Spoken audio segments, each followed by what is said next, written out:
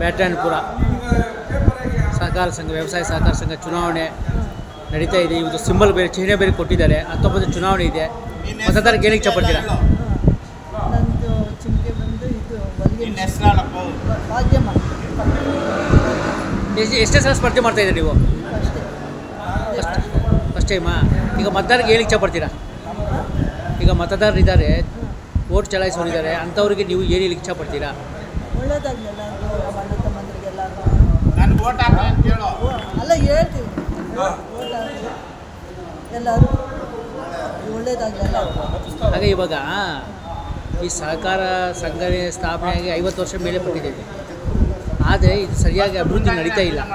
ನಿಮ್ಮ ಕಾಲದಲ್ಲಿ ಅಭಿವೃದ್ಧಿಗೆ ಏನಾದರೂ ಅವಕಾಶ ಕೊಡ್ತೀರಾ? ಕೊಡೋಣ. ನೀವೇನೇ ಕೆಲಸ ಮಾಡ್ತೀರಾ? ಆ ಟೈಮಲ್ಲಿ ನೀವು ಗೆದ್ದರೆ ಏನೇನು ಕೆಲಸ ಮಾಡ್ತೀರಾ? ಮುಂಚೆನೇ ಬೇಡ ಗೆಲ್ಲುವಂಥ ವಿಶ್ವಾಸ ಇದೆ ಮೇಡಮ್. ನಿಮ್ಮ ಹೆಸರು? ನಿಮ್ಮ ಸಿಂಬಲು? ಇದು ಅಲ್ಲಿಗೆ